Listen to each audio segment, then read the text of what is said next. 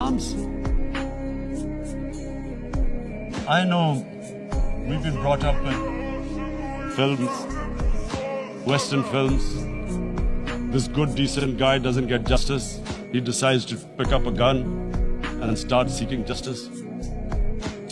There was a film made in New York, famous film called Death Wish. This guy gets mugged by his family, his wife gets killed or something. He can't get justice. He picks up a gun and he goes around shooting muggers. And the whole cinema cheers him on. So what do you think the Muslims are thinking right now? If there is a bloodbath, there will be Muslims becoming radicals, not because of Islam, but because of what they will see, that there's no justice when it comes to Muslims. There were Rohingya Muslims, Myanmar, who are, God knows, almost 1 million people out, ethnic cleansing. What was the response of the world community? So what do you think will be the response of 1.3 billion Muslims? I picture myself. I'm in Kashmir. I've been locked up for 55 days. I've heard about, and there are rapes, Indian army going into homes, soldiers. Would I want to live this humiliation? Would I want to live like that? I would pick up a gun. You're forcing people. You are forcing people into radicalization. When people lose the will to live, what is there to live for? And this is what, if you can do this to human beings, you are actually radicalizing people. And so, Mr. President, I want to repeat here, this is one of the most critical times. There will be a reaction to this. Pakistan will be blamed. 2 nuclear-armed countries will come face to face like we came in February.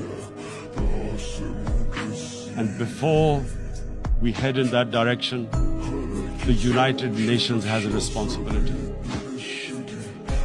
This is why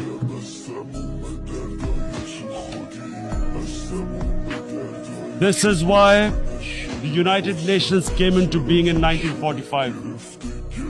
You were supposed to stop this happening. I feel we are back to 1939. Munich. Czechoslovakia has been taken, annexed. What is the world community going to do? Is it going to appease a market of 1.2 billion, or is it going to stand up for justice and humanity?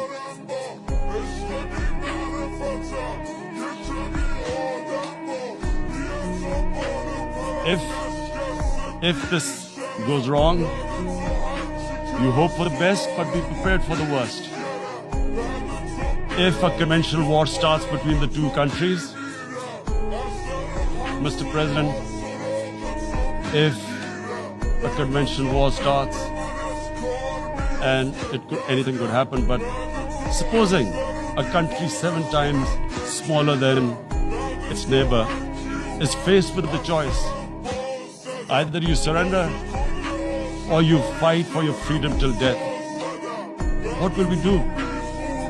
I ask myself this question. And my belief is, La ilaha illallah, there is no God but one. And we will fight.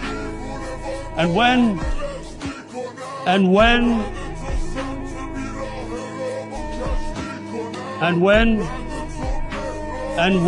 a nuclear-armed country fights to the end, it will have consequences far beyond the borders.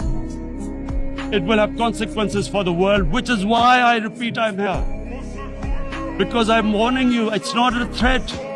It's a fair worry that where are we headed? And I've come here to tell the UN, you've got to, this is a test for the United Nations. You are the one who guaranteed the people of Kashmir the right of self-determination. They are suffering because of that. And this is the time. This is the time not to